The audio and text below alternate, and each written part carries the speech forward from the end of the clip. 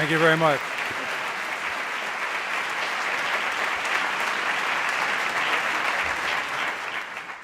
Thank you very much. It's good to be back, and I think every time I've been here, I've reminded the audience that I get a little apprehensive about the introductions, and I brace myself at introduction time because I've been savaged over the years by inadvertence, perhaps, on a couple of occasions, deliberate introductions.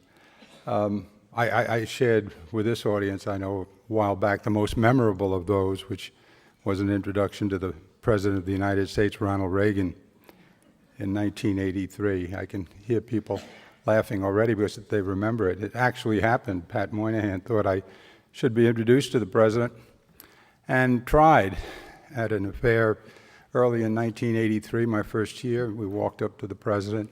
Pat said, Mr. President, I'd like to introduce to you, and before he could get my name out of his mouth, President Reagan cocked his head the way he would and gave that smile that melts all resistance and said, oh, you don't have to introduce us. I know Lee Iacocca well. You know, no, actually happened. And as I've said so many times before, for one terrible moment, they came surging up from the most profound recesses of my psyche, the response, the almost irresistible response that a kid from Queens would make to a crack like that, and that's all I was and all I'll ever be as a kid from Queens. But prudence bit it and spat it out. I was going to say, I know, Mr. President, to some people we all look alike, but I did not say that. And I can go on with these. There was another by a Republican. These actually happened. A Republican mayor was unhappy with the budget I'd given him. He was unhappy with the fact that I was alive, actually. And he had been forced to introduce me by circumstance a number of times, and with some irritation, he introduced me, deciding he would get even, at least try to get even. And he said, I'm going to introduce the next speaker, and I'm not going to spend a whole lot of time on it because you know who he is, and he's been introduced over and over. And as a matter of fact, just to make sure I give you something a little bit fresh on it, I went to the dictionary for help. He said the next speaker is Mario Cuomo. He is, from the dictionary, a governor. Dictionary definition, a device attached to a machine to see that it does not operate at maximum efficiency.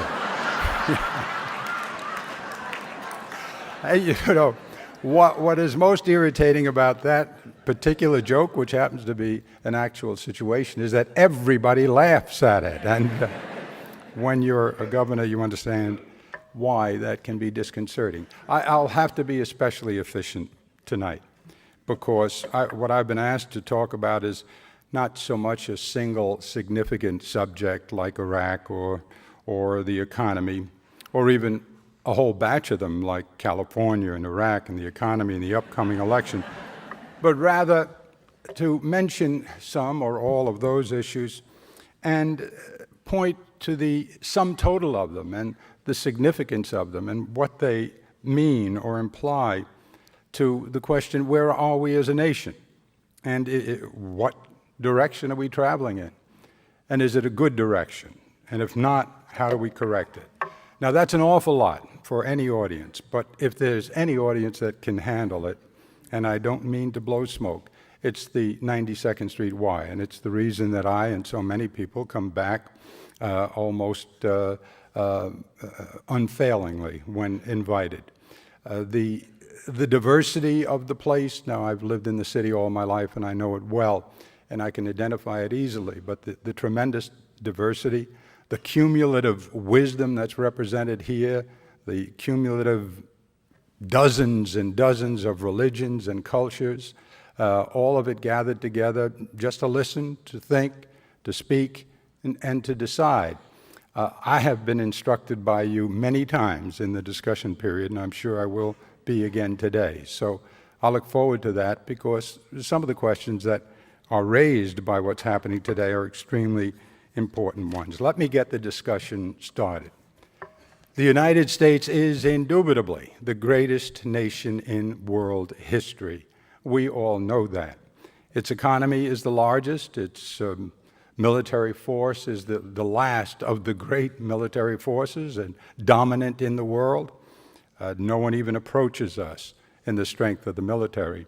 And as an engine of opportunity, as I've said so many times in the past, no country in the world has the record for having provided opportunity to people who would not have had it in the place where they were born. Perhaps 11 generations of them, people like my mother and father, who came from another part of the world, uneducated, with very little hope for a capacity to live any kind of civil existence, came here and lived well, thanks to this miracle of a place. And the story goes on, and there is no question that most of the world that is not here would like to be here, or much of it at least, and very few people who are here, except for an occasional greedy business that figures out it can beat the taxes by moving out, very few of the people here want to leave. So that goes without any kind of debate. We are the greatest nation in the world, and if that is your objective, to become the most powerful, the strongest, and the best engine of opportunity, then we need not try to do anything more.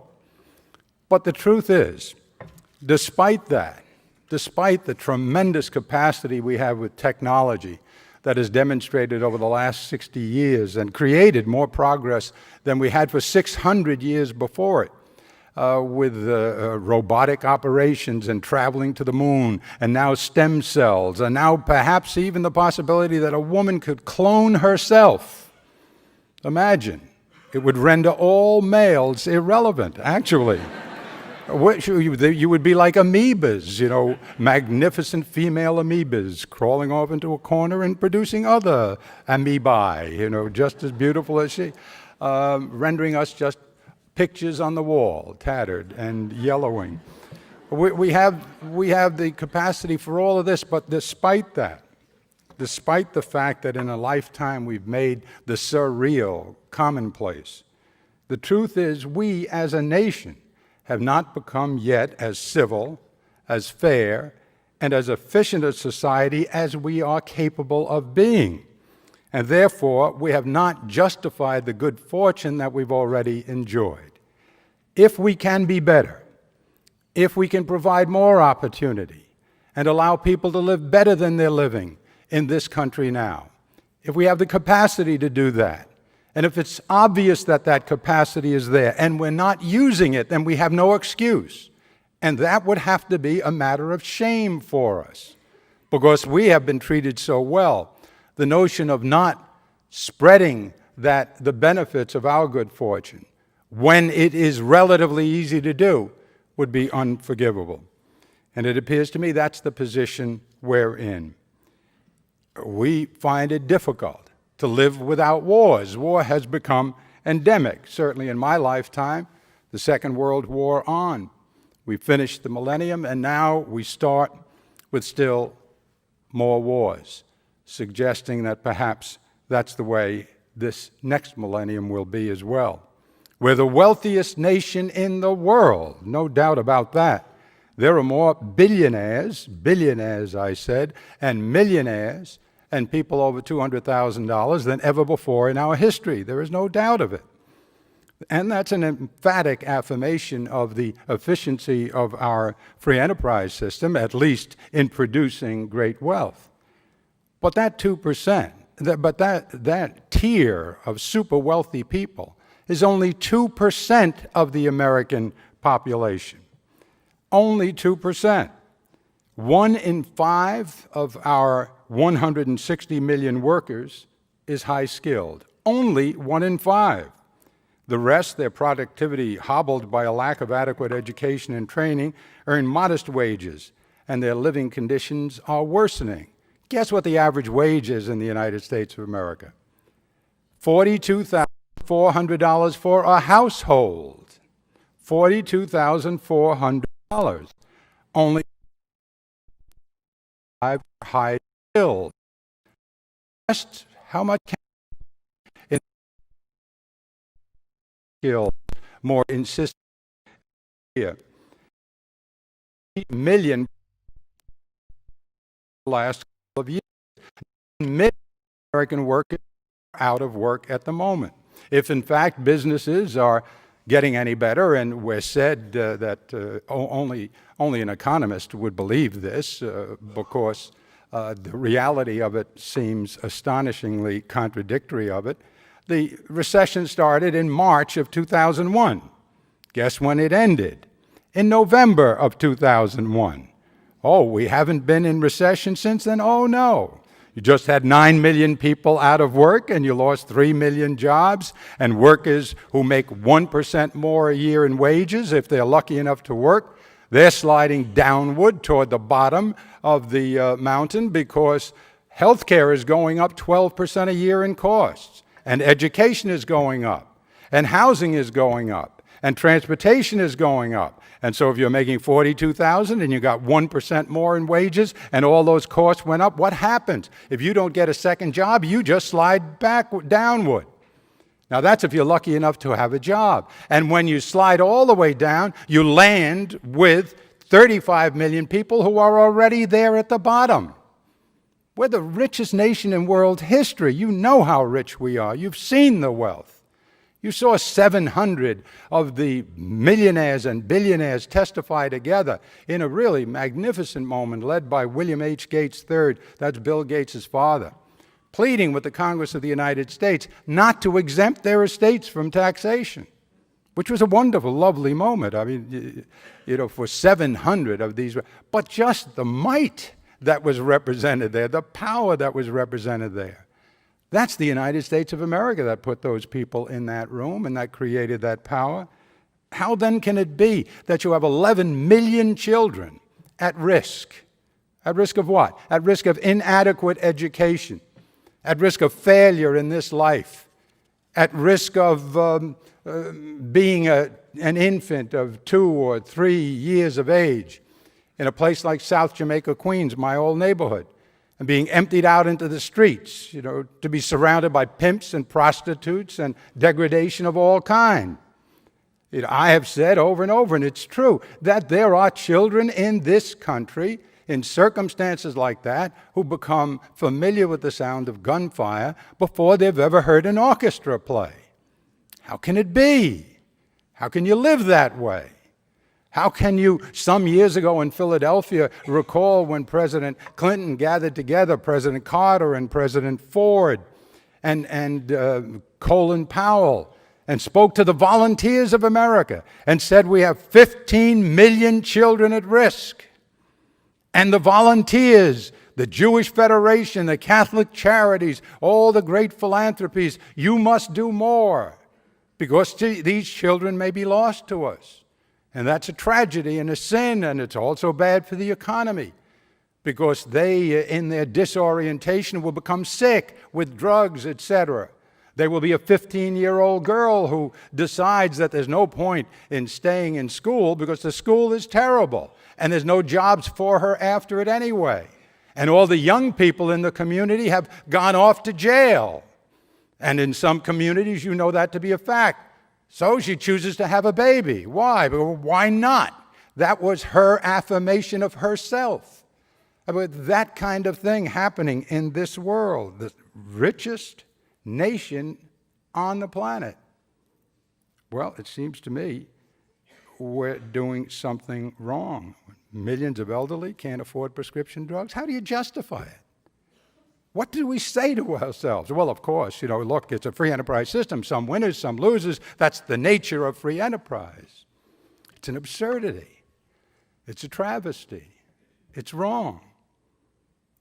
In effect, much of America is struggling more than we should have to. Now, these problems are more difficult to deal with today because of the huge and growing federal deficit and debt, hanging like a great albatross around Uncle Sam's neck, as well as state and local governments that are running this year, cumulatively, state and local governments, $100 billion in deficit. Well, what does that mean, deficit? And let's get this clear.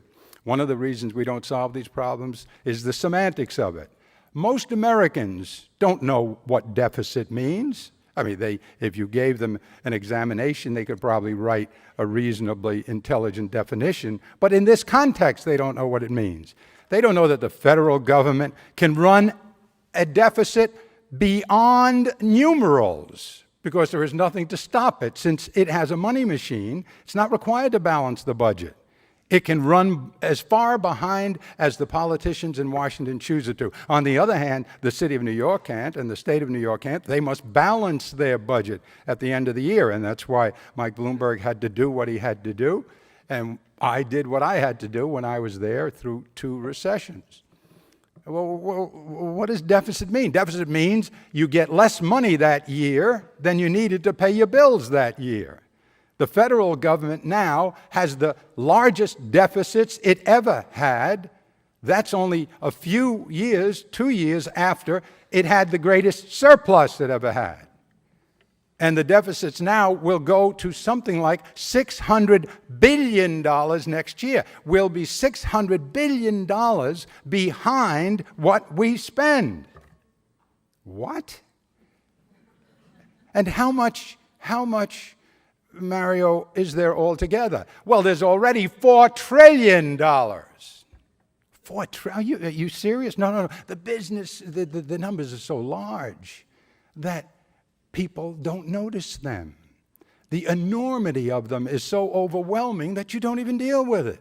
Because if you actually dealt with it, if you stopped all the primetime shows and instead said, listen, we have an election coming up, let's get some things clear. We're in deep doo-doo when it comes to the numbers here. Here's what debt means. Here's what's going to happen when the next generation lives to be 100 years old and the birth rate is as low as it is now, and you stop finally the flow of immigrants in. You're not going to have enough workers to make enough money to pay for those old people and their Medicare and their Social Security. And don't kid yourself, the debts you have right now to those people who are on their way to becoming 80 and 90 years of age, you can't pay for them now. With all the workers you have now and all the workers you're projecting, you're in for a big shock. If you said that, there'd be conversations, there'd be meetings in this hall, and people would be saying, we want to know what's happening here. Now, regrettably, I know the numbers. And that's why you hear this exasperation in my voice. And you hear it especially when I think that with all these problems we had with children who need education, with seniors who need prescription drugs, with 43 million people who are not protected by health care. Now just think about that. Put yourself in that position. You're not old enough for Medicare. You're not poor enough for Medicaid. You're a secretary who makes $28,000 a year.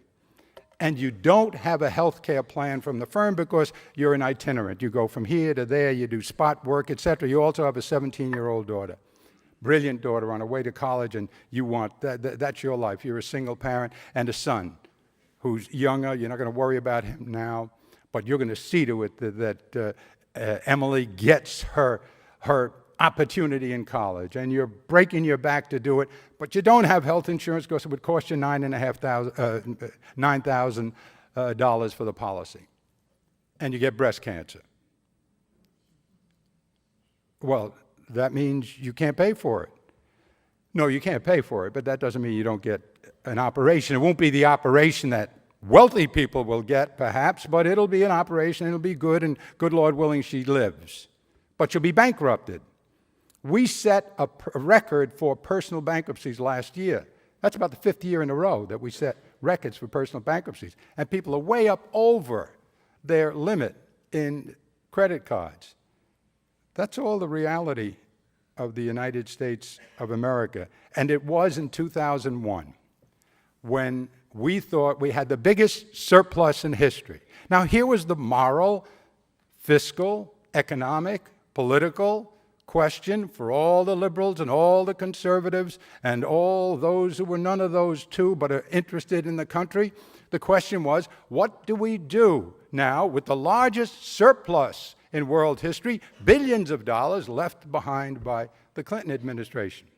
And the decision was by the United States of America, now listen carefully to the numbers, they're in the almanac, you can test me, the decision by you and me and our leaders, and it's you and me because some Democrats voted, Republicans voted, and we let it happen, and nobody marched on the Capitol, was to cut taxes $2 trillion. $2 trillion. I didn't say billion.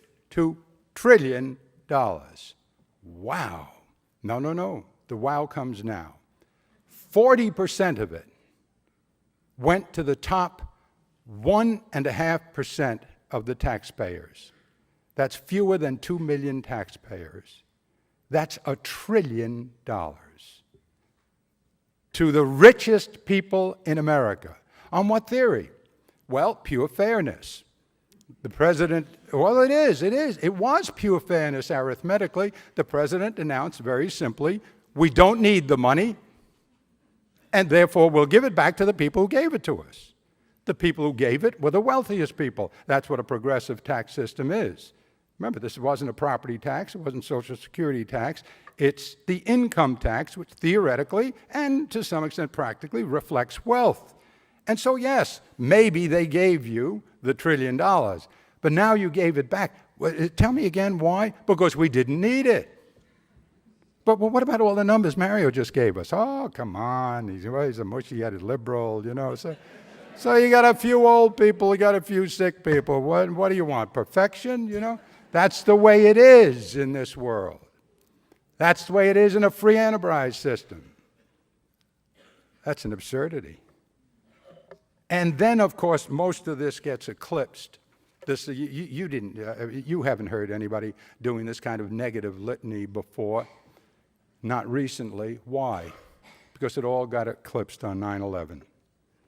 And I can understand that.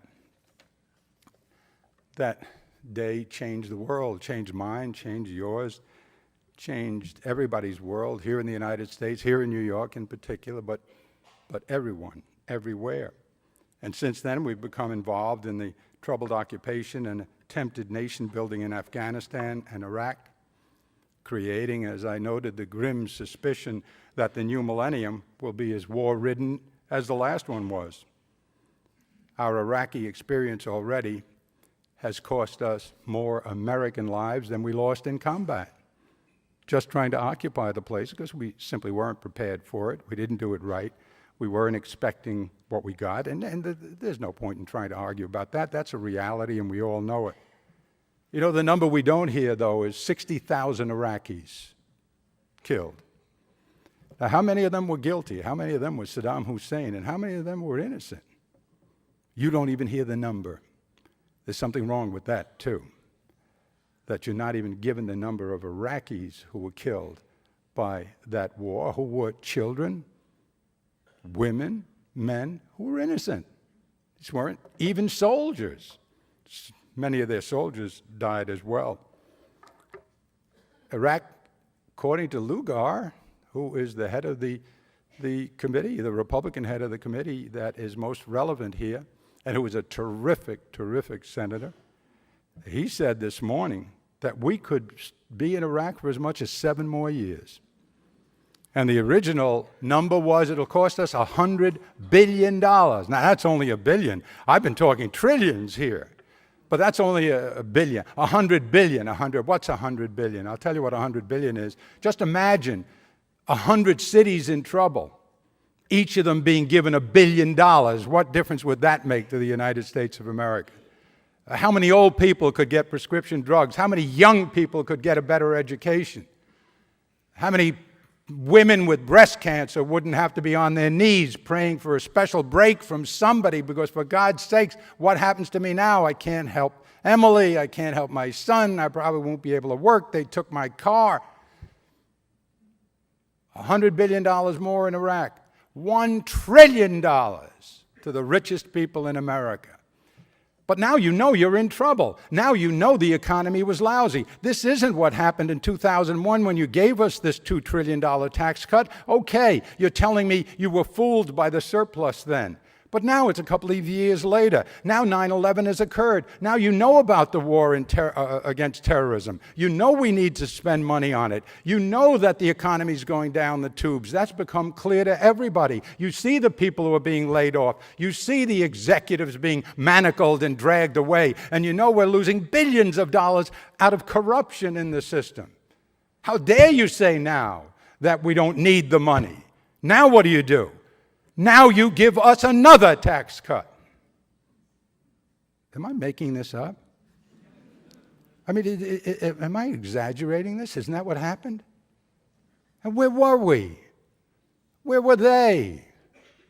Wasn't there somebody who stood up and said, wait a minute, this is madness. What's the point of it, this new tax cut? Oh, now we're going to stimulate the economy. Stimulate what economy? How do you stimulate the economy? By giving $1 trillion to the rich people. We're not short of money for rich people. We're not short of investor capital. If there's anything wrong with the economy, it is that the businesses aren't doing business because people don't have the money to go in and buy the shoes they need or the roof on the house they need. The investors are all sitting there with their money waiting to invest it when the businesses do well. We don't need investment capital. There's plenty of investment capital. We need consumer money in an economy that's 65% consumption. If you had given the money to the workers who make $42,400 or less or a little bit more, they would spend it in the economy right away. Why? Because they need to. I won't spend it. Thank God. When I was governor, I would have spent it. I was broke. But thank God you elected me a private citizen, and now I'm not broke anymore.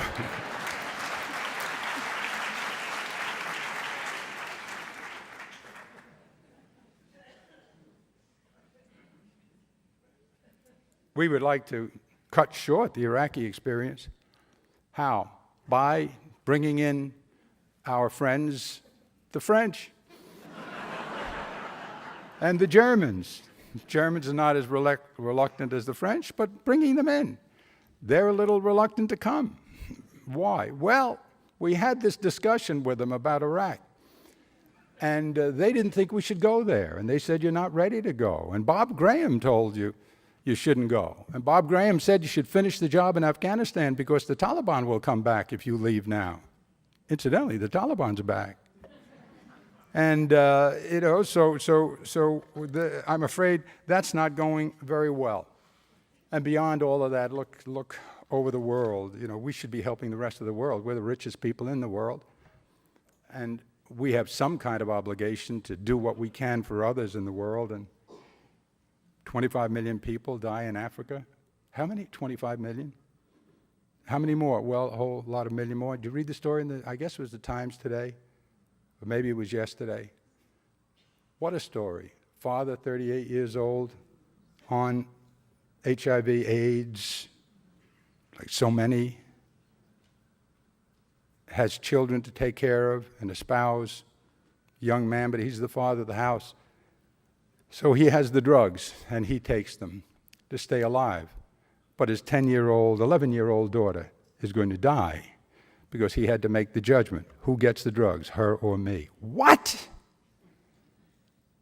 Why? Well, because but didn't we say we were going to give $15 billion? Well, we said we're going to give $15 billion. We made it $1 billion, and we haven't given it yet. Well, yeah, but they're not our children. Of course they're your children. 25 million Africans are absolutely the same as 25 million New Yorkers from Manhattan. Absolutely the same.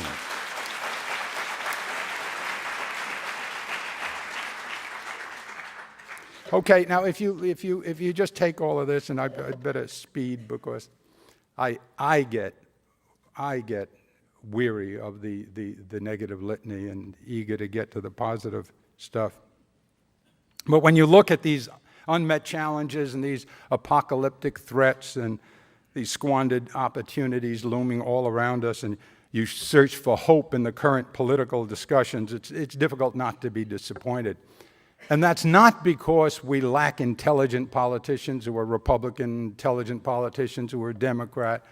And it's not that at all. And it's not that we lack good candidates on the Democratic side. I think this is an extraordinary field. I really do. But I think there's something about the process. There's something about the way we do it. Right now we have 9 of the 10 original candidates, and they all speak intelligently. Carol Moseley Braun, have you ever heard her say anything that wasn't really intelligent, especially on health care, et cetera? All of them, even the ones we know the least. They have points of view you may disagree with, but they all speak intelligently, but they're all speaking at once, and that produces a babble. That's what babble means. It doesn't mean a lack of intelligence or a lack of cogency. It means you're speaking in different tongues, and so we can't understand. If they were a chorus, all saying the same thing, incidentally, that's what the Democrats should try to do, is to get them into a chorus. And if you look closely to the points, if you listen closely to the points I'm making here, I think 4 or 5 of them, after a preamble, 4 or 5 of them would do very nicely as an agenda that they could all agree on. For example, tax cuts, just to leap way ahead. Now, the difference between and among the candidates on the tax cuts, first of all, some of them voted for the tax cuts, regrettably, and they're going to have to explain that. But the difference is not that it's an absurdity to have trillions of dollars in tax cuts for wealthy people out there at the same time you have all these needs, and you're asking for another $87 billion in Iraq, and that's a problem. It's ridiculous to have that and still go forward with the tax cuts. The difference is some of them say, kill all the tax cuts, and some of them say, just kill the tax cuts for the rich. Well, the tax cuts for the super rich are $1 trillion. Settle for that. Say, listen, we all agree on this. We want to take at least that. Now, there are some who want to take more. Terrific. But our position is we should take at least those $1 trillion. And on Iraq, we can do the same kind of it's not much of a compromise, but arriving at a mid-position in any event.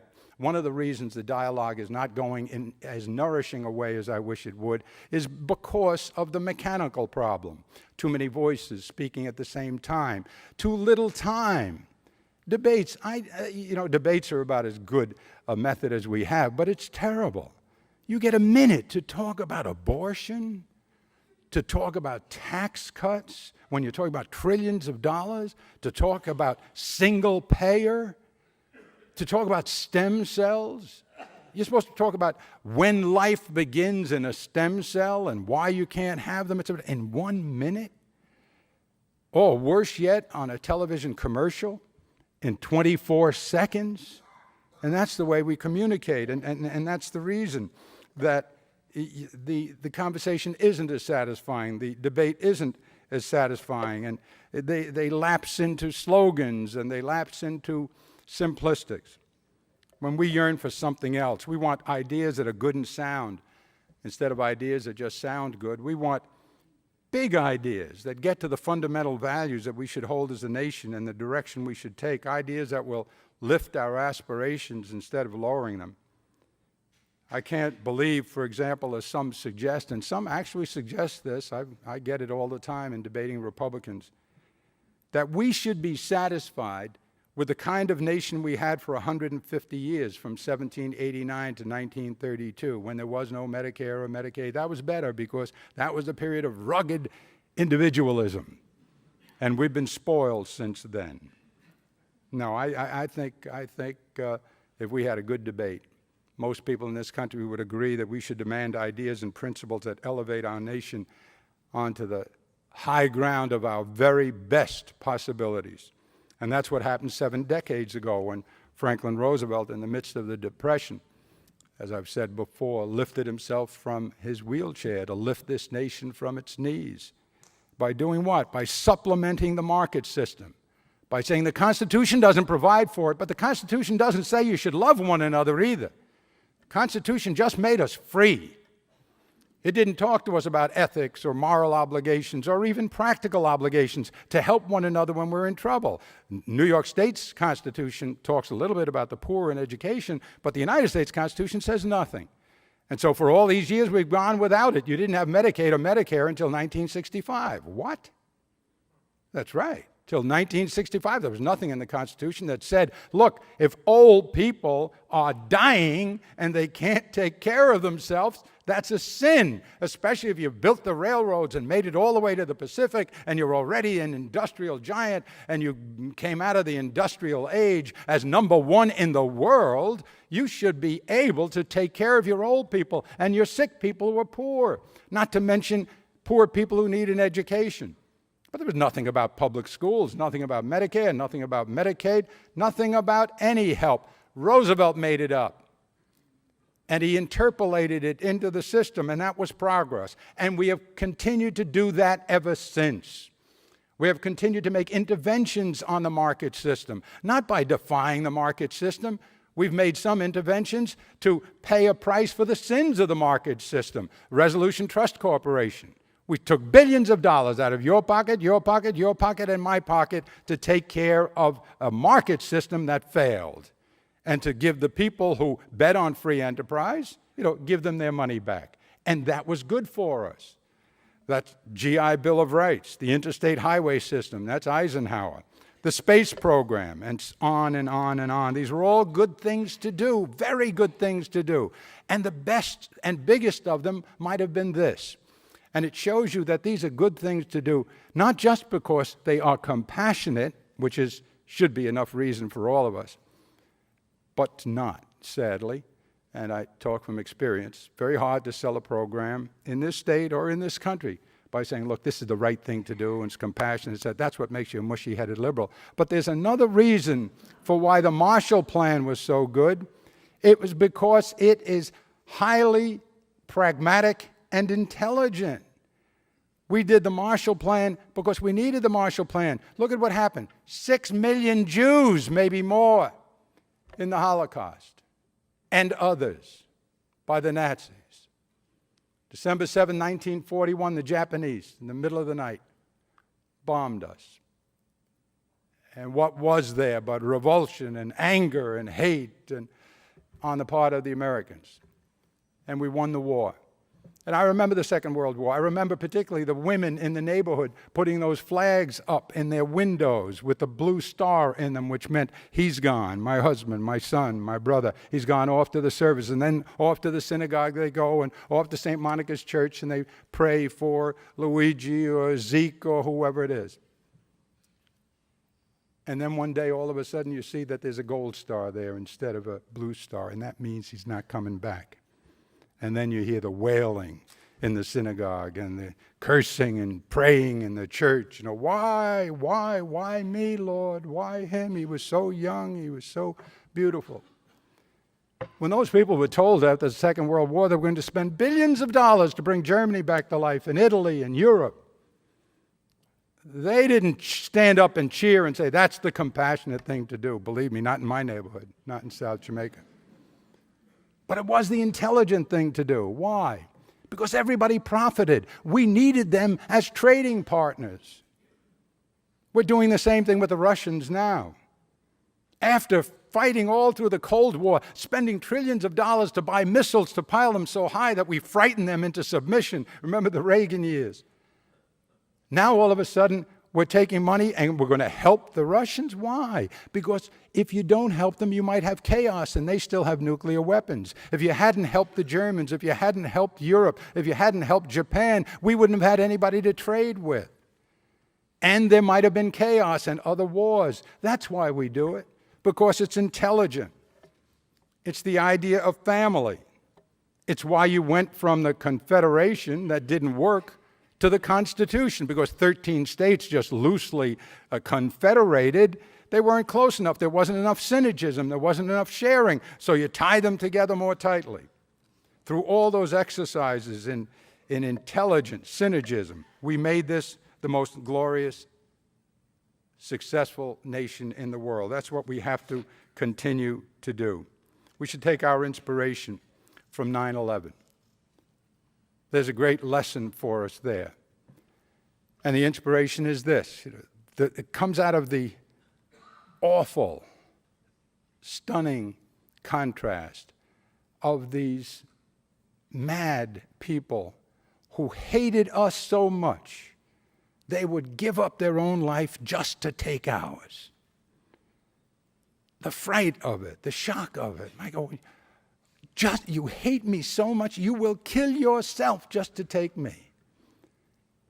That's chilling and disconcerting, to put it mildly, but that's responded to by hundreds of guys from Jones Beach and Bell Harbor and South Jamaica and the Bronx and Manhattan, firemen all loaded up with equipment, charging into the smoke and the flames, not asking any questions, not knowing what they were going to find there, but just because maybe there'll be a human being in there that we can save.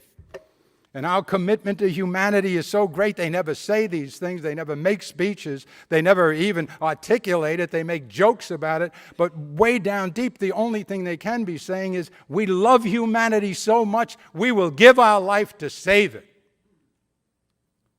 That should be our inspiration, because that was a dramatic and ineffably beautiful illustration of that simple, big idea that's strong enough to serve as the foundation of all of our policies of self-government. An idea as old as the idea of family, and we've seen its good effects over and over and over, but we failed in 2001, and we failed recently to use that idea. We mustn't fail again. We have to make a whole new start by strengthening our whole nation, at the same time increasing our capacity to do more for the rest of the planet. How do you strengthen the whole nation? It's not hard. Unless I'm lying to you about the numbers, and I'm not, there's $1 trillion there. Hasn't been spent yet. Let's take it. Let's take it and use it. Use it for those people without health care. Use it for those states and cities like New York and California and all the other states and cities that have had to raise taxes and lay off firemen and lay off police because they have deficits. Help them out. You have $1 trillion. Pay the bill in Iraq with that $1 trillion. Give more tax cuts to the people who need it and will spend it right away, instead of giving it to me and my clients at Wilkie, Farr, and Gallagher. Well, I'll have to speak just for myself on that one. Hey, spend some of it on home defense. You've talked about it. You've created a big agency. Well, let me tell you about home defense. Think of New Year's Eve. Think of Teterboro Airport. Think of a little plane at Teterboro Airport, loaded with a big bomb. Fly it over 42nd Street and crash it on 1 million people. How do you stop that? You can't right now. I've asked all the experts. What about all those cargoes? Containers. Go down to Red Hook, where you see the containers. Nobody's checking them. What about the railroads? Another tragedy of 9/11. Some of those firemen, some of those police didn't have the proper equipment. We all know that now. We all heard that. The radios didn't work. This didn't work. That's ridiculous. That's terrible.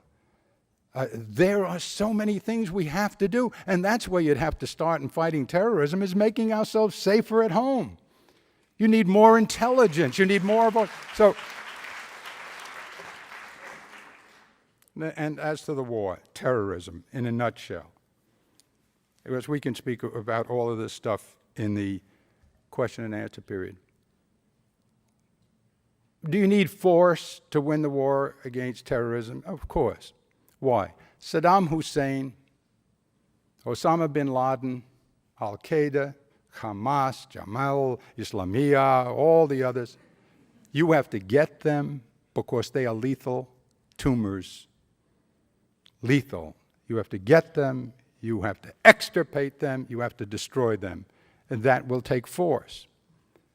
But that will not win the war against terrorism. You can't win the war against terrorism with force alone. Why? It is not our army against their army. Our army against their army wins every time, because there is no army to match our army. But it's not like that. They're not an army. They're not a nation. They're millions, perhaps, of people who hate us, many of them from the Arab world, but not exclusively. And they hate us, and they're working to destroy us and to kill us. And we can't get at them just by extirpating tumors, because there is a perverse reaction to that. Look at Israel. You kill one of these terrorists, and it produces other terrorists almost automatically. You can't frighten people who are eager to give up their life to take yours by saying, we're going to kill you. Something else obviously is needed, not to put aside all force. No, we will need it. Force has its place, regrettably, but it has its place. But we need to do more. We have to find out precisely what their problem is and deal with it. We have to deal with Israel and Palestine and the Palestinians. Why? Because that's a provocation, beside killing Israelis and killing Palestinians and threatening the existence of Israel, because they can weigh you down by attrition, for God's sakes, unless we do something. And so we must deal with that for those reasons, but also because it is used by many Arabs to stoke fear and anger in the Arab world. So we have to get back to that, and we have to be more assertive. President Bush is now walking away from it again. That's where he started, and now he's walking away from Israel again. I think we ought to be walking toward it. I think we ought to get the British and everybody else and say, hey, look, we need to work even harder on peace here. Because now it's not just the Palestinians and the Israelis, it's us. Because now we're implicated.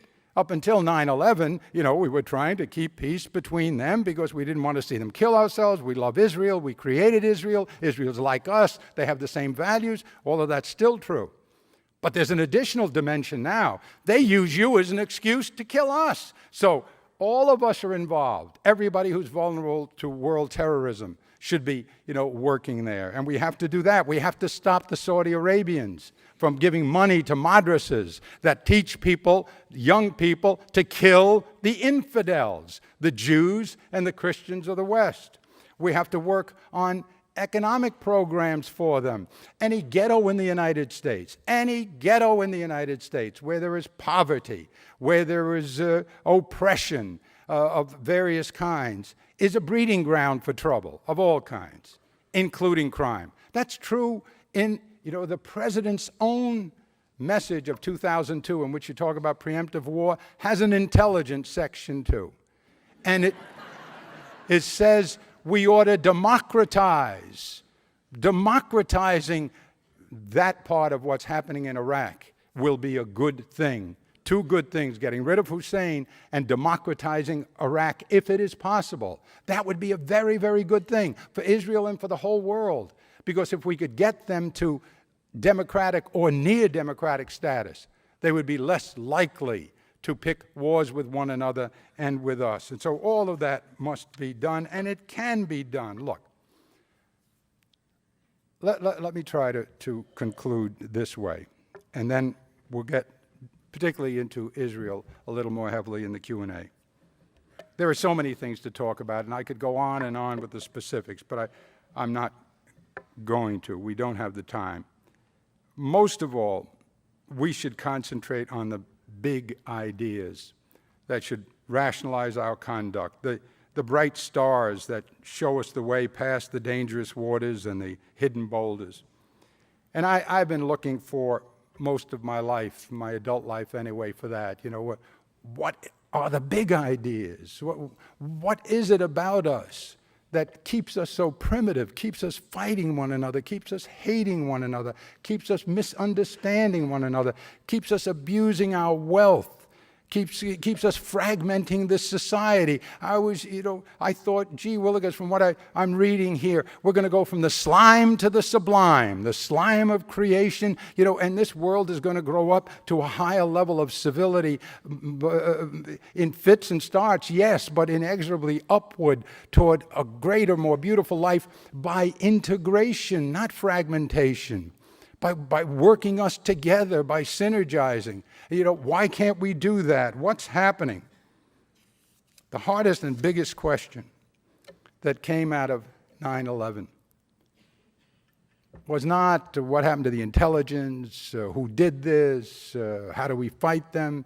For me, and I said this, I think, on Diane Sawyer's show 2 days after it, the hardest question, especially for religious people or people who are trying to meet the need that religion hasn't met for them, an explanation for who you are, where you come from, what's it all about, Alfie?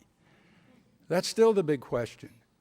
And after 9/11, it was, why would any good force, call it God, call it whatever, why would it permit this kind of horror to innocent people? The same question you ask when a child dies in a crib.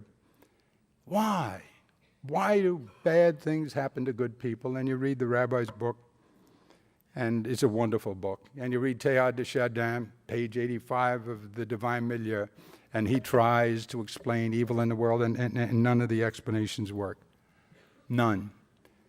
And so you say to yourself fitfully, well, so where is there an answer? How do I reconcile myself to this situation? What counts? What matters?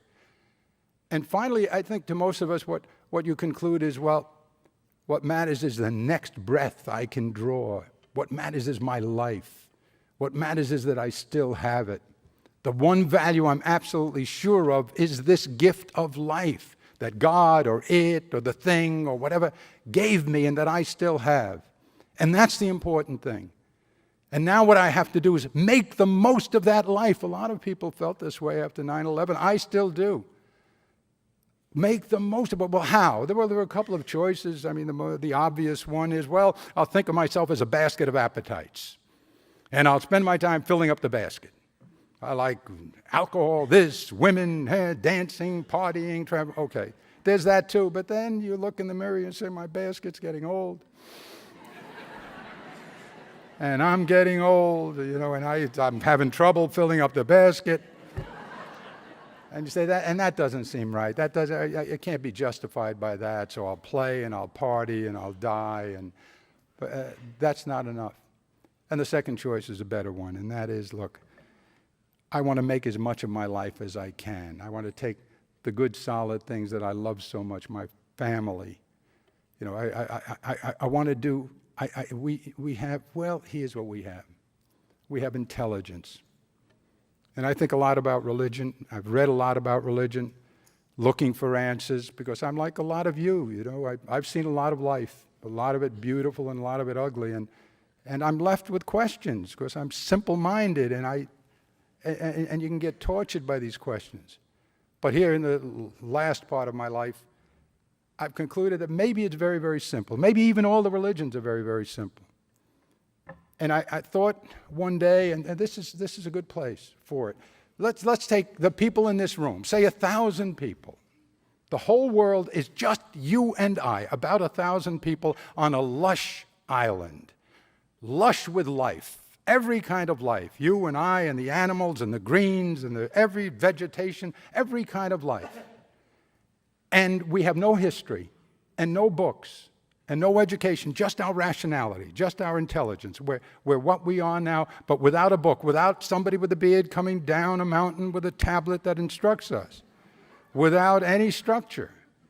And so we look around and we see, well, we have things in common. We both stand erect, the hair's coming off our body, and some of it's coming off our head, but it's going to... And we talk and we communicate and we have this in common. And there are animals out there that we eat to nurture ourselves, and there are animals out there that want to eat us. And so we have this in common, the 1,000 of us.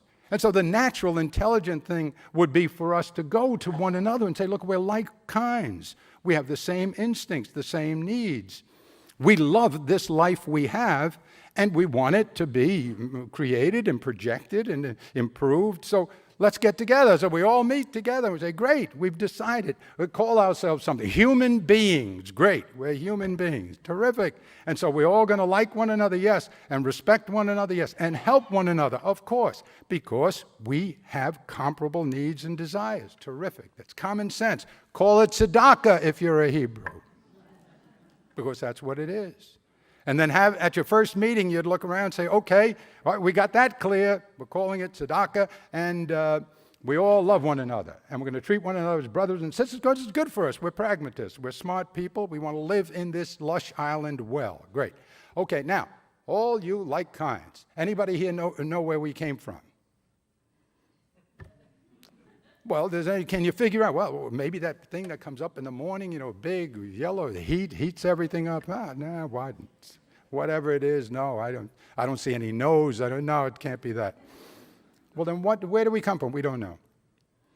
Where are we going? Well, we don't know. Well, couldn't you give me I can give you an explanation, and we'll call it faith, because I don't have knowledge. If we had knowledge, we wouldn't need faith. But I don't know. I mean, I make it up. I said, I read here, that's pretty good. I need something, so I'm a Catholic. But that's faith. In the end, you don't really know anything but this. You want to keep going for as long as you can and making it as good as you can make it.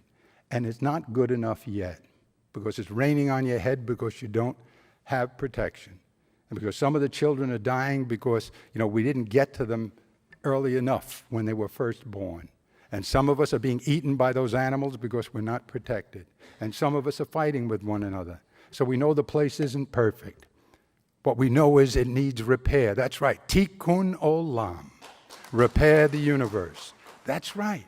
That's right. And you got there without a rabbi, without a priest, without a book, without a message written. You got there just from your natural reason. So you can call it natural law. And when you go to the Christians, years and years later, and say, boy, we had this hell of a meeting on a beach once, 1,000 of us. We came up with these two great principles.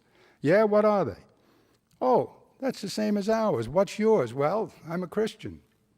And when they stopped the founder of my religion in the street one day and challenged them and said, how did you dazzle the rabbis last night? They're all talking, yakking. You're such an important young rabbi. What did you tell them? He said, look, I know you're putting me on. I'll give you the whole answer in a 10-second commercial. He couldn't look at his watch, but he looked up at the sun. I got a little time. I'll give you 10 seconds. Here it is.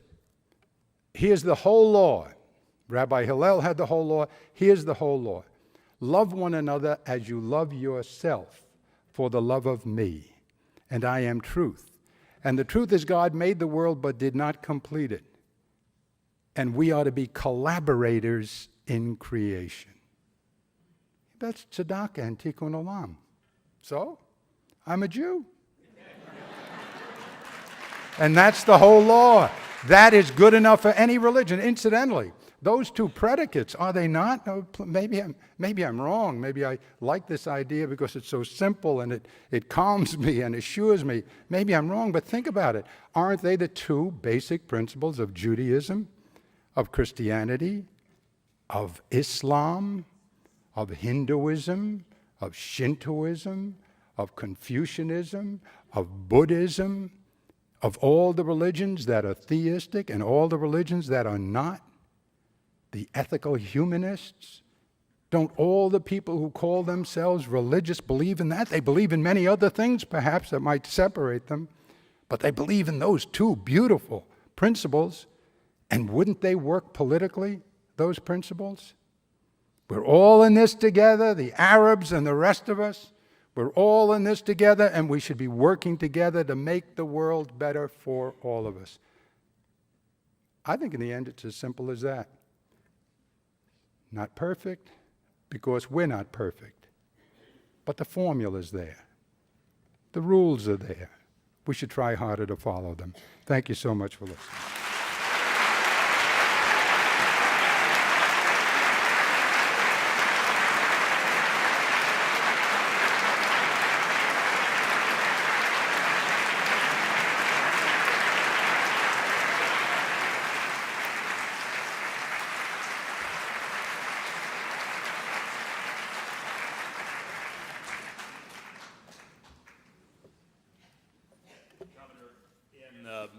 Fareed Zakaria's very good book, The Future of Freedom.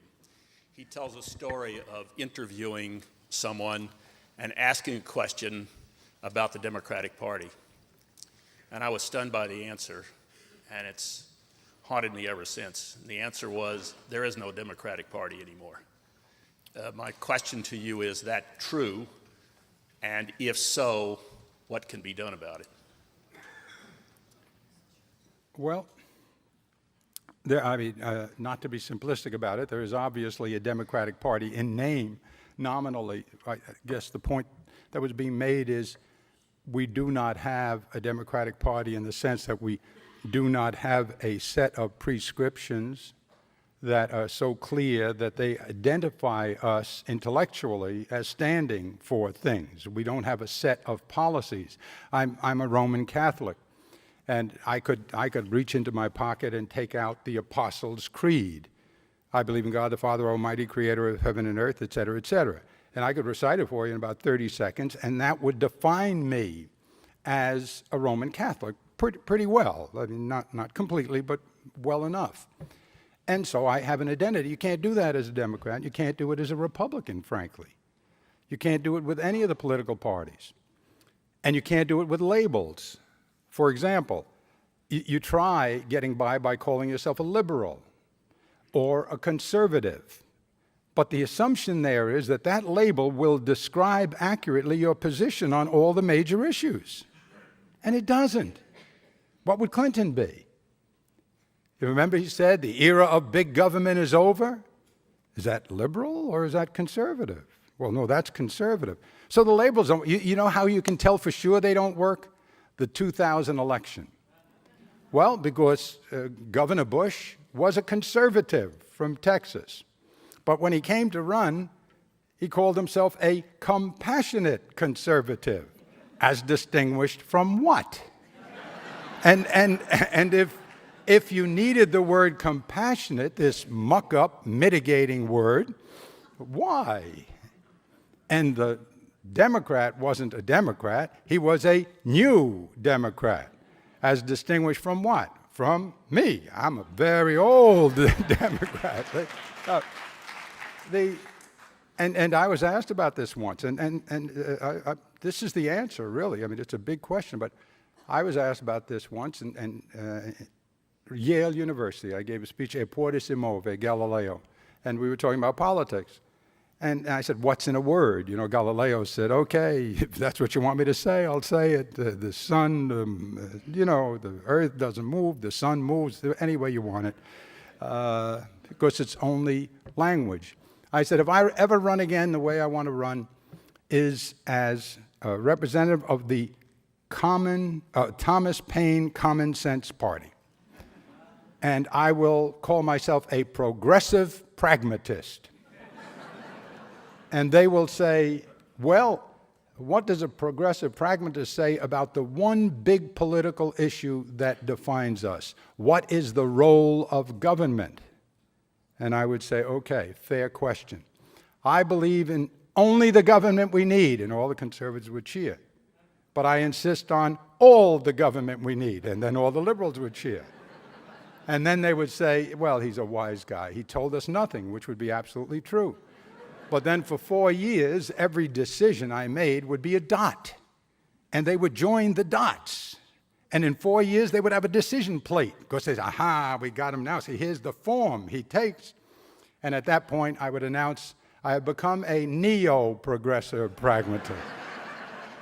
And I think so it's very difficult to say what a Democrat is. That's why I talk about the chorus.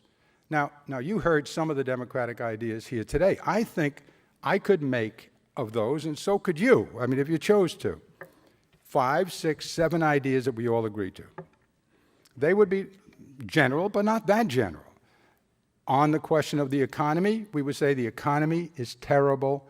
You see, I don't think the Bush administration wants to improve the economy. We're now having an economic recovery without jobs, right? No, that's what they call it, a jobless recovery. Why? Well, that's why I told you about the skilled and unskilled. You know, you have only 20% of your people skilled in a high-skilled world. You needed 200,000 visas a few years ago to get computer engineers here. So don't be surprised you're using India to do a lot of that work for you now. So that's one thing. Anyway, I don't want to spend too much more time on that. But that's one issue. You can take jobs. You can take the education. You can take the taxes, the $1 trillion. You can take Iraq. We have to get out right away. We have to internationalize Iraq. We should spread the cost and instead of doing it all ourselves. You can take energy. You can say one of the problems we have is we're insisting on a dependency on Middle Eastern oil. We always have. Presidents from long before Carter, all the way back, said get off Middle Eastern world. They wrote a great book in 1974 or 5 in Harvard called Energy Future. They said if you keep depending on that oil, you'll go to war over it. Everybody knows it, and we're still dependent on that oil. Why? Because we like it that way. Because there are people in this country who make money from those situations.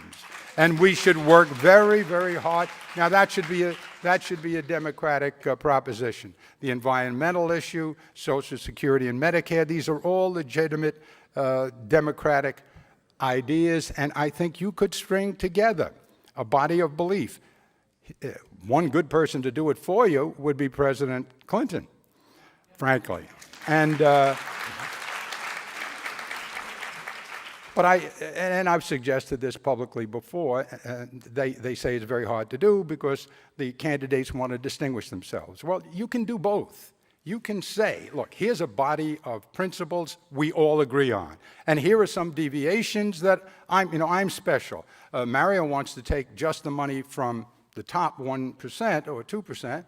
I want to take it all, even from the middle class, and give them health care in return. Okay, that's your distinction. You can run that way. But you agree with me too, right? So that I can quote you as a Democrat who believes you should take the money from the top 1 or 2%. Yeah. So you can have your little pluses, and you can distinguish yourself or try to that way in Iowa, et cetera, et cetera. So I think that's what they're saying. You can't identify Democrats today in terms of the position, the ideology, and that's a problem. And the only way to solve it is either the way I'm talking about now, get a chorus going now, or wait until you get a winner of the primary, hope that the winner is somebody you agree with, and then go with him. But that's a very chancy thing. That's a very chancy thing. You might get the wrong person in the primary. And I think our strongest suit is the issues. I think our strongest suit is not the persona, it is the policies. I think they were our strongest issue in 2000 as well, and we won. Democrats did, the total number of votes. I think they'll be even stronger this time, but you have to write them, state them, repeat them from now until the election, not to lose them. Yes? We have a few questions from the Jewish Community Center in Albuquerque, New Mexico, that have arrived via email. One of them is submitted by Marion Waterston, and she says, I've wondered for so many years why you haven't run for national office. If you ever decide to, you have my vote here in New Mexico, and I'll work on your campaign. Did she give you an address? That's very nice. Thank you very much. That's a wonderful town, Albuquerque. I have been there. I have been everywhere since you elected me a private citizen. But that's very nice. Thank you. Yeah. Sir, hi. As a proud Democrat, I'm looking for hope to get the Democrats back in office. I see that the country, I hope I see this, and I wanted to ask you if you see it, they are dissatisfied, people in this country are dissatisfied with politics as usual, with Dean and Clark being ahead of the forefront of the race of the Democratic candidates, but also as Schwarzenegger winning as a wake-up call for Bush, saying there's a bigger problem here. Californians are sick of what's happening in this country. Do you think that the people in this country are changing, that they're getting more aggressive, that people are becoming aware of what's happening and that things will change? And then also, do you think that the more aggressive tactics of Dean and just Clark being this fresh candidate that's not part of the current Congress is something that's good for the Democrats and can be the next wave and help us get back the White House? I think it is good when you have new people, new faces, new ideas, new energy.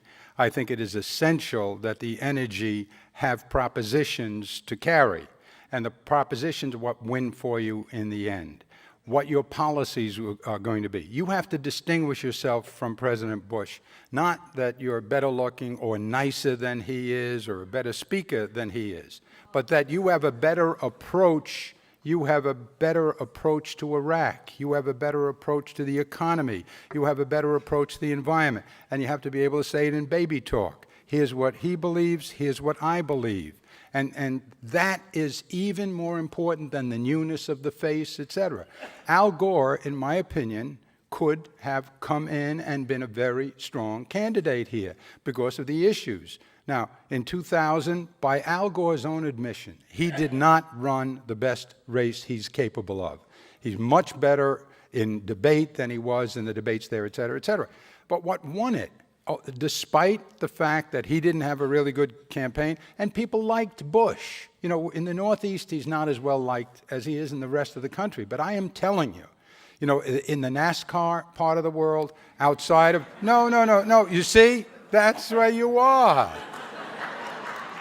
They like him, and there are a lot of people out there that like him. So you need positions. Now, I didn't want to get too deeply into this. This is why I backed away from it. But let me go back to it. I don't think the Bush administration issues. If people are excited and they're angry and they're upset, that's good. If we have their attention now, we should be giving them the truth in simple language.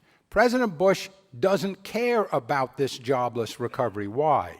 The parts of this economy that are doing well are very good to President Bush. And there are parts of the economy that are doing well. And they are the parts that don't need the 160 million workers to be consumers. So it doesn't hurt them that they don't have money to spend.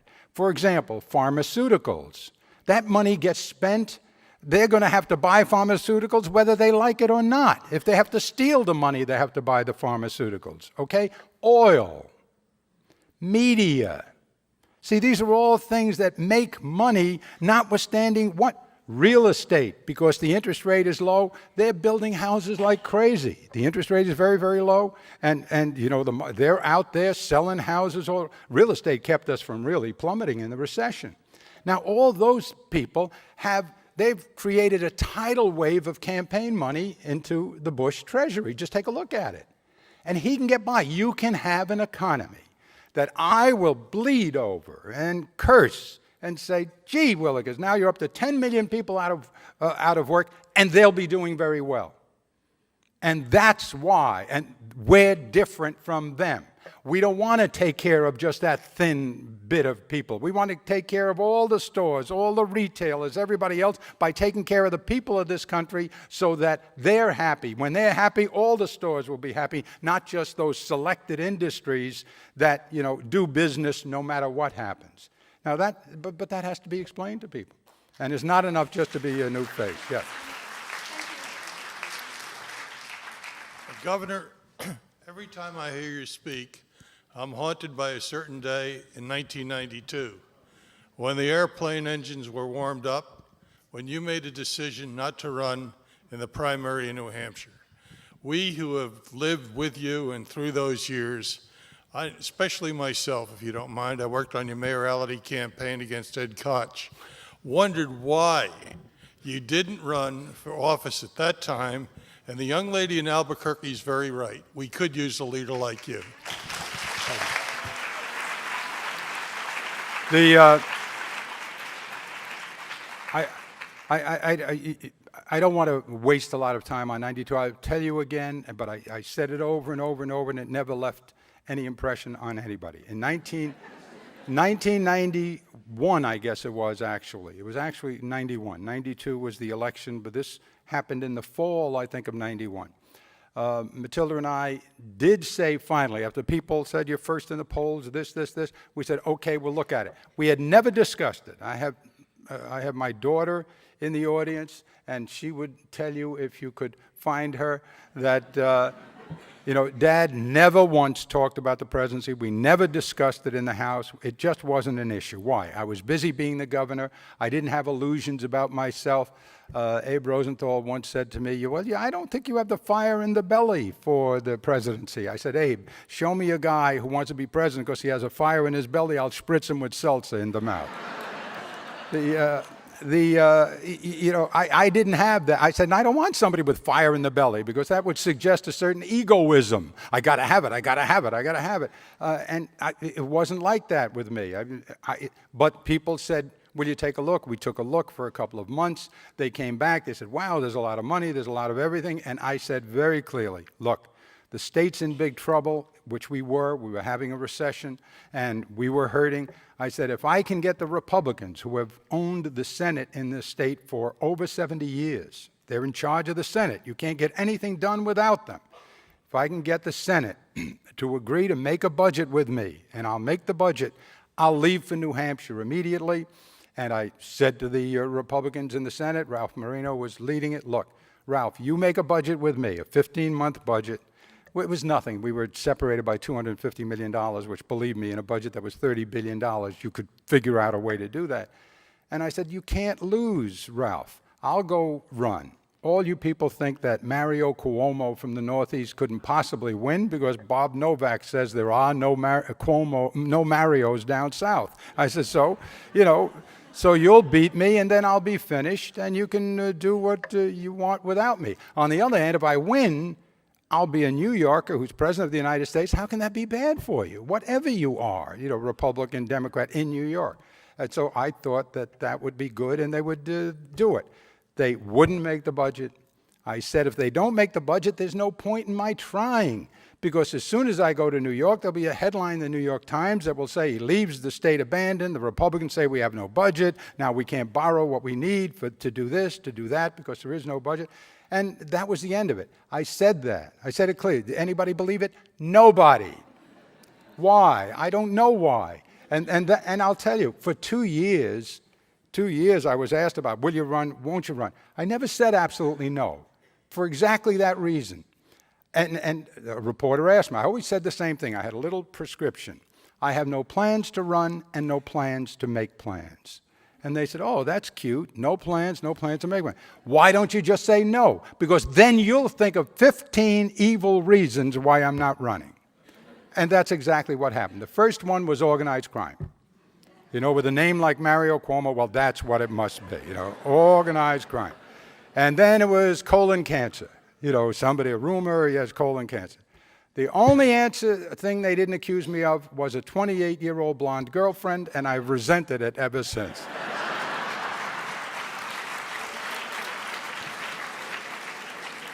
Yes, sir.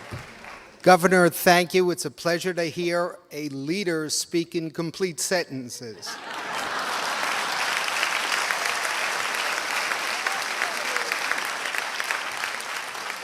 But trying to tie together both your pragmatic descriptions of Democrats, Republicans, and tikkun olam, what do you think of Michael Bloomberg's idea about nonpartisan primaries and voting for people on issues as opposed to which political leader put them up?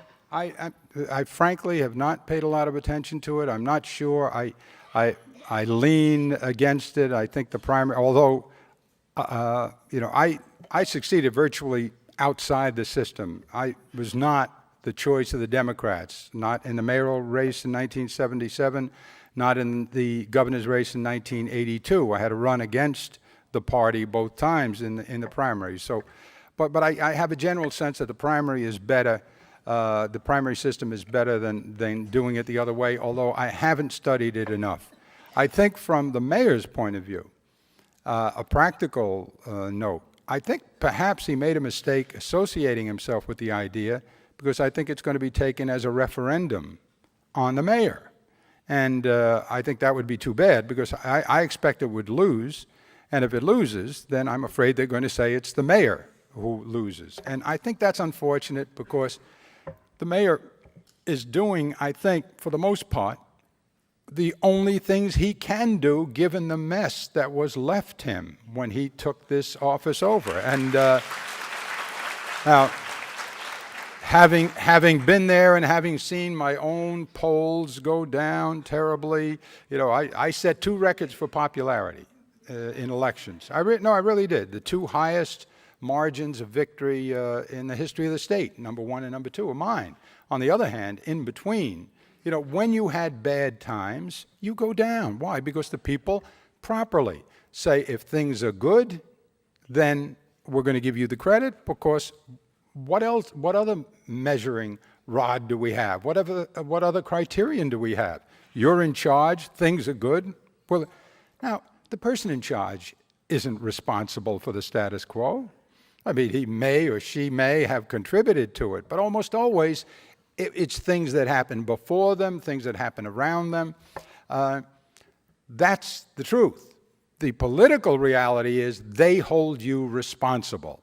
And so he's taking a lot of hits because he raised the taxes, he did this, and they say, well, you did the bad thing, I'm going to get rid of you. Okay. This will only make it worse, I think. They're running this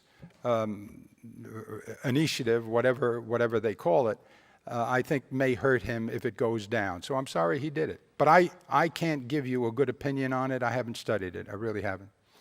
The political process, a political process has never been the thing I was most interested in. Perhaps I should have been, but it wasn't something I ever did. I didn't know what the rules were. I came in, I did my thing. Andrew, my son, took care of almost all that thinking for me, and I never got involved with it. I tried concentrating on the issues. Yeah. Good evening, Governor Cuomo. It's a pleasure to listen to you. We've missed your leadership for such a long time. Your wonderful speech of A Tale of Two Cities in mid-1980s. Are we better off? I know you touched on the numbers, the shining city on a hill. Are we worse off? And are we always going to have 2 cities anyway? I think the governor has to explain that a little bit. What is your name? Nazi. Say again? Nazi Moinian. What's your second name? Moinian. How do you spell it? Moinian. Moinian. What nationality, if I may ask? Persian. Persian. Wonderful. If you hadn't added that coda, it would have been a lot easier. What was the last thing you asked for? Are we always going to be 2 Yeah. cities, a city on a shining hill? And We are now worse than 2 cities. We are now more fragmented than we ever have been in terms of economy. The difference between the top, the middle, and the bottom is wider than it's ever been. 15, 20 years ago, CEOs were paid 15 times what workers were paid. Now they're paid 300 times what workers are paid. We have more poor people over the last few years. We still have 35 million poor people in the richest country in the world that's capable of giving back $2.5 trillion in taxes. You have 35 million poor people. So it is of the essence, apparently, of the free enterprise system that you have winners and losers, okay? It is not truly of the essence, because you can have winners and losers. Take jobs now. In the free enterprise system, we're losing jobs to places where they can do the same work at much less money, okay? And so we have 9 million people out of work. A lot of that is manufacturing jobs that are now being done in India, China, or Mexico, and around the world. Free enterprise, free trade, and we want to keep that. But in a really rich country like ours, there are things you can do about that. You can give readjustment assistance. You can give special training. You can push the threshold in high tech higher and higher, stay ahead of everybody else, producing products that only you can produce. And when they catch up to you with that level of technology, then you go further up. That's the way we made it the first time around. We used to make everything of value. all the hard stuff, the cars, the typewriters, the machinery, all of that. So there are things that a rich country can do that we're not even trying to do. So it's not necessary to have the two classes, but we're not trying hard to get rid of them. And the Bush administration couldn't care less. There is no other way. There is no other way. No. Look. I don't want to make any charges that aren't based on numbers that absolutely convince me. How else can you justify these tax cuts? Just think about it. Now, I'm not, obsessed by them. They are that important because they say so much about this country.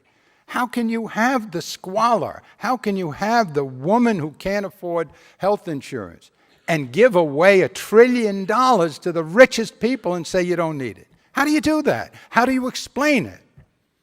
So, it's aggravating that we still have this fragmentation. We don't need to have this fragmentation. Read a really good book on it by Kevin Phillips. Kevin Phillips is a Republican who worked with Nixon. He wrote a book called The Politics of Rich and Poor in 1991. And there were two blurbs on the back. One was by President Nixon and the other was by myself. And I said about the book, this should have been written by a Democrat, because it talked about fragmentation, etc. He has now written another one, made the bestseller list, I think, last year, Wealth and Democracy. And he says all of this. What was the first part of the question now, beside the...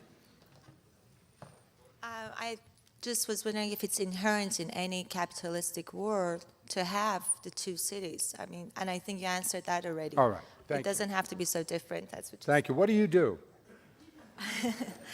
I am a mother. I'm a businesswoman, and I'm married to a wonderful person in Wait a minute, I love the hierarchy. I really do. It's absolutely right. You said mother, businesswoman, and you put him third. That was terrific.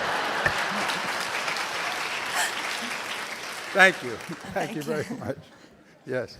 Governor, you made the case for the legitimate use of force against people who are so rejectionist and so hating that only force could deal with them. And in the next breath, you spoke, I think, about the underlying causes that have to be dealt with, right, as though this irrational hatred has a rational basis. Which is it? No. It has to be dealt with because it doesn't have a rational basis. And therefore, you can deal with it by pointing out the lack of rationality. And you start with children by teaching them the truth. So it can be dealt with. None of us are sure of precisely what the causes are. If you read all the studies and Bernard Lewis and all this stuff, you come to the conclusion that some of it is religious. Some of it is just people who remember the Crusades, in which the Christians did one of the most horrible things ever done in the name of God and religion. I mean, what they did to the Muslims, is a disgrace, no question. So some of it is that. Some of it is Israel, but I think Israel was used more, is being used more. I mean, the Arabs are upset about the Palestinians, but I think they're exploiting the Israeli question. A lot of it is oppression. A lot of it is the way we have handled our foreign policy. For example, you bring Osama bin Laden into Afghanistan, you get him to help you, and then you walk away from him when it's all over and you leave him for dead. And he resented that, and he said so. And our foreign policy in many cases has been very exploitive of other people. And we're paying a price. Now, there's an Australian who wrote a piece on it and recited it in the United Nations a couple of years ago, and it was really extraordinary. He said, why do people hate the United States? And he obviously didn't, and Australia doesn't, but he made the case very specifically and gave reasons for it. We have to deal with that. Now, that doesn't mean you get soft with them. There is a certain amount of force you have, but you're not going to win this war with force. That's obvious. How? Can Sharon win it with force? Can you stop these people with force? No, you can slow them down, maybe. You can, and we can, kill their organizations, but you're not going to stop it just with force. You have to have something more. You have to get at the disease that's causing it. See, now what happens is, though, and I remember this so well, again, 9/11.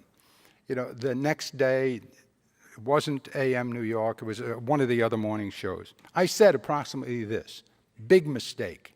My son-in-law, Brian O'Donoghue, who's married to my daughter, Madeline, called me up because he heard the hateful comments that came back saying, what's wrong with that Cuomo? How can he talk about sources, causes, etc.? You know, kill the bums. You know, he said, you picked the wrong time, he says, to say it. You can't say it now. Everybody's angry, etc., etc. And when you say, look, we have to look for the reason here and deal with the reason because that's the disease, that's absolutely correct. I'm certain of it. But people didn't want to hear it. Why? Because they're angry. And it sounds soft. I'm not suggesting you should be soft. I'm suggesting you should be smart. And nobody else is. Why? I mean, why aren't look, why aren't all these smart Democrats saying what I'm saying? Because they're afraid it's going to sound soft. And because they're not saying it, we're losing the strength of this argument, which is a good argument.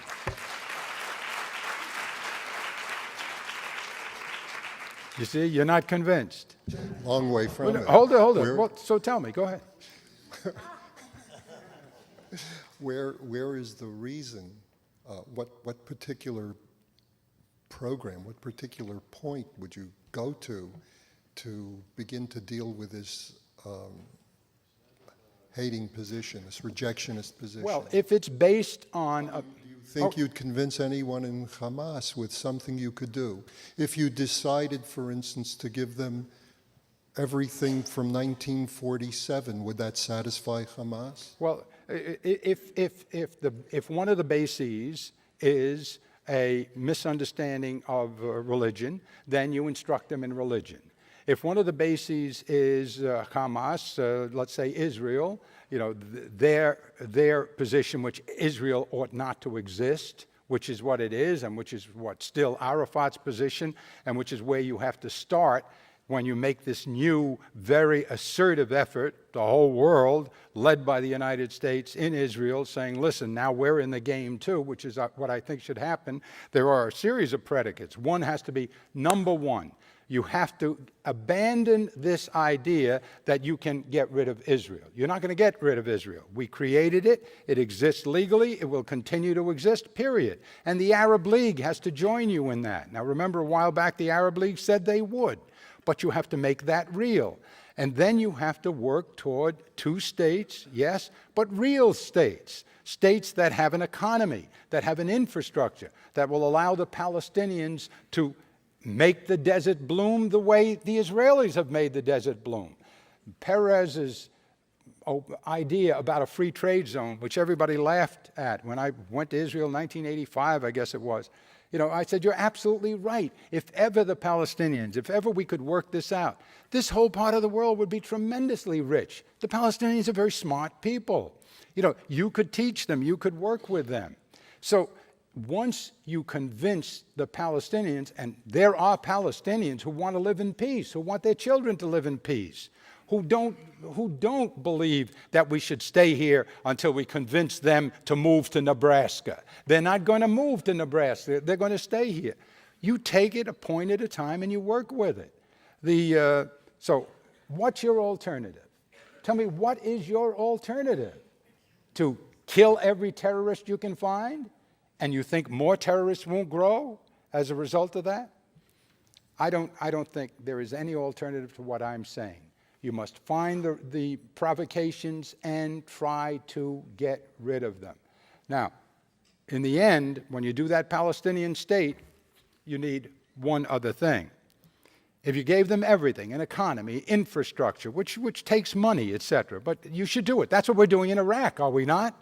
In Iraq, we all, Democrats and Republicans, are agreeing on one thing, and that is, all right, now that we're there, we're arguing about you shouldn't have been there, you lied about the weapon, that's all gone. Now we're there, we want to make them a democracy, right? We're going to have to give them money for hospitals, for roads, for clinics, for schools. You have to do that. You can't put a $100 billion bill on their back for the reconstruction and say, now we're going to create a democracy. And your idea is if we democratize them, there'll be less instinct for terrorism. That's what you should do in Palestine. But once you do it, now you have a nation. no army, but a nation. Now you have to make sure they don't take that nation and make it Syria and start using it as a base for terrorists. There, the only thing you can offer them is a guarantee by the United States and whatever allies it can get, that don't worry, we're here, and once that move is made, if anybody ever tries it, we'll be there to take care of it. Look, it's a matter of alternatives. We can't continue to do what we're doing now, which is throwing up our hands. You'll admit, won't you, that this administration is now walking away from Israel? Would you admit that? I'm not sure. Well, I'm then, not sure. all right, tell me, how do you see their position now? Actively involved? I see it wavering, and it looks That's what bad troubles to me. But That's what troubles me. See, that's what we can't I have. don't hear anything different on your end of it either. What do you mean you don't hear anything? What am I saying? Who am I talking about? You mean he said everything I said? I'll vote for him. Well, Did he say for one thing, he said that we can't do business with terrorist nations, and in the other breath, he had nothing to say about Arafat until very recently, and he hasn't said it with sufficient strength and with sufficient reiteration to make it work. Maybe this is easier. Yeah. Do you have a plan? No, I'm serious. Do you have an idea that we're missing here? I don't know about an idea, but I certainly think that once you take a position, it doesn't help if you abandon that position, even though you think that position is right. If you appear to be wavering, that's a weakness that the other side will exploit. See, where you are now is where a lot of us are, and that is we don't know what to do next. And that I find intolerable because I think you could lose Israel by attrition. I think you can lose Israel by, a little bit at a time. They don't get as many immigrants, and some of the people kind of get tired. And I mean, they've got steadfast people and wonderful people, and God bless them, and they've put up with this, and they win every war. But after a while, I'm afraid the other side will wait 1,000 years to win the thing. And you cannot just sit back and let it erode. It takes a new assertive move. And the real difference is you now can take the rest of the world and say there is another dimension now. Now we're involved. See, this wasn't true before 9/11 the same way. Now that they're using Israel as an excuse for killing us and others, now the rest of the world can come in and say to both of them, look, now we're going to be more assertive than we ever were before. And that will open the show to a lot of other moves that haven't been made yet. Does that make sense to you? What troubles me is a recent news item. Okay? Just recently, there was... Yeah, well, see, this is not going to go down. No, but just recently, you're okay. an intelligent, concerned person. We Go need ahead. to move on to other questions. People. Just recently, what occurred was a sports tournament in Palestine, and the Palestinian Authority was the sponsor, and it was called the Shaheed Sports Tournament. That is, it honored those who had given up their lives as homicide bombers or suicide bombers. And each team of the 24 teams was named after either an organization or a bomber. And the winning team was awarded a cup and a beautiful speech lauding the activity of that martyr by no other than Saeb Erekat, who's in the cabinet. Now, with that kind of a regime and with that kind of a person who certainly is a spokesperson doing something like that, why is there not a hiatus in the diplomatic side of it until there is a true reform in the regime, instead of just another mock-up of an Arafat-chosen group of cronies? So tell me what that produced. What do we do now to deal with that? I think we have to insist on a new government, free elections. I mean, A Arafat new was government, free elections, and in they'll vote Palestine. for Arafat. Well, perhaps. Arafat was elected last time after he delayed the elections and managed to get himself entrenched. He came from Tunis. Whether he would have been chosen. Nobody should be surprised that we haven't come up with a solution here tonight. But thank you for trying. We only Thank you. have time for a few more questions. Okay, all right. I'm sorry. And we have some people waiting patiently, so I'm let's sorry. keep the questions brief. And Hi, Governor Cuomo. Thank you for speaking tonight. I can't refer to him as our president because he wasn't elected and certainly not my president, so I refer to him as him. Why? First, it's tied to the Democrats who did nothing to take any stand on any issue in 2002, and they deserve to lose both houses of Congress that way. But now we have to go to what they refer to as the liberal media, meaning print media and TV, because we know that radio is certainly all theirs. Why did they give him a pass constantly during the 2000 election, and now for 2.5 years they are giving him a pass, and now when he said he really wants to get to the bottom of who leaked Joseph Wilson's wife's name, whereas today's paper, I think yesterday's paper said, but it has to go through him. He has to look at it, his staff, before. All of that information that had a deadline on it, he's now going to scrutinize, and only if it passes his muster will it go on. And the media, I think, will give him another pass.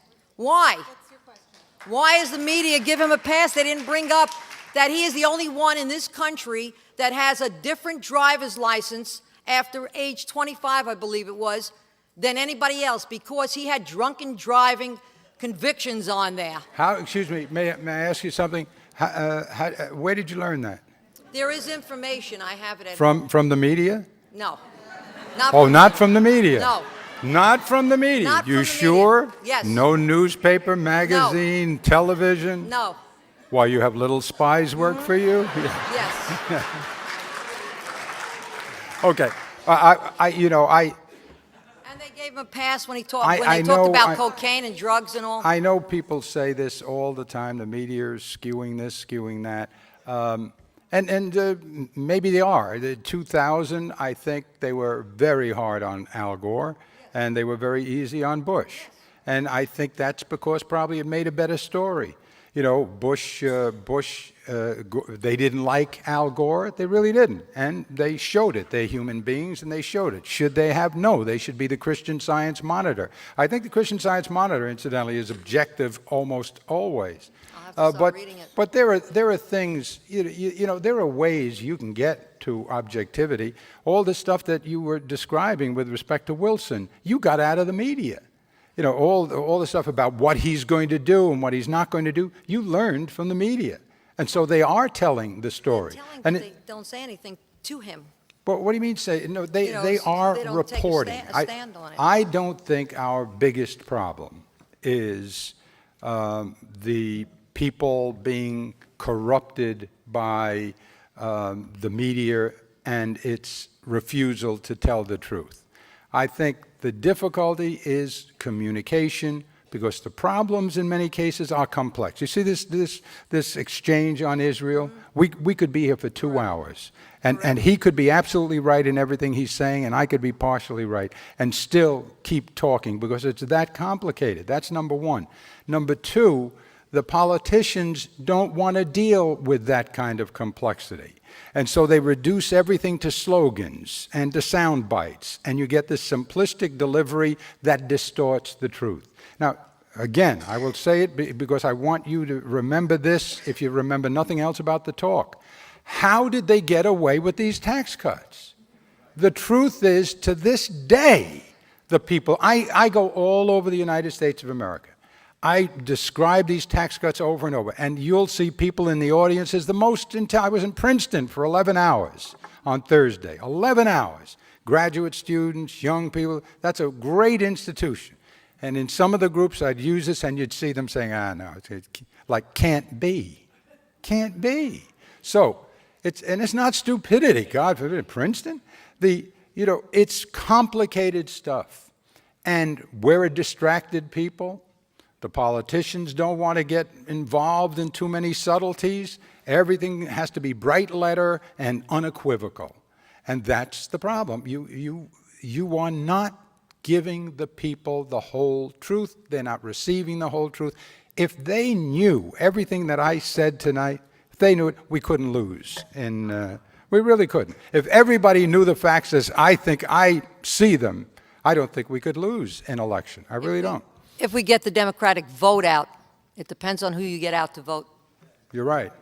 Governor and ladies and gentlemen, we just have time for one more question. We could talk about these issues all night long, I'm sure, but let's just take one more from this man right here. And very quickly, why does George Pataki keep winning, and can he be stopped?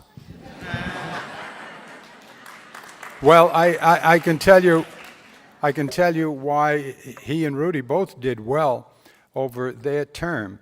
A lot of it depends upon what the conditions of your period are. Someone asked me once, what was your most successful time in the governorship? I said, I think it was 1987, when welfare, we reduced welfare 17%, we gave a big tax cut, we did this, we did that.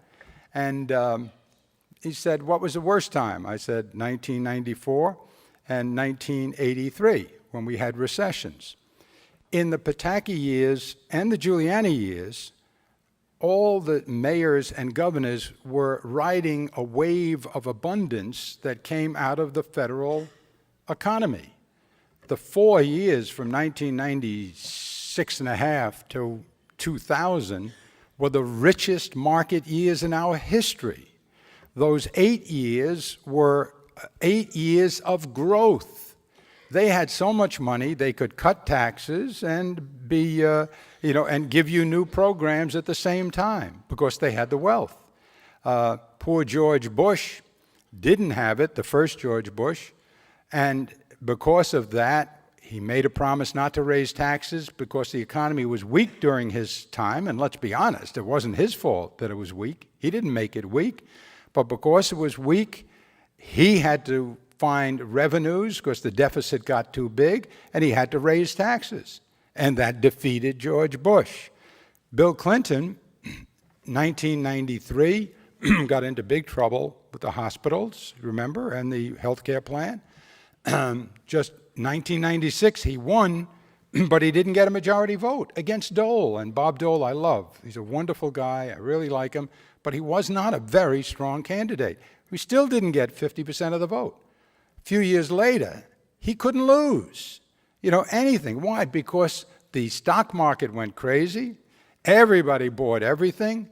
We did 22 million jobs. Had the biggest surplus in history, mirabile dictu, it came out of the heavens.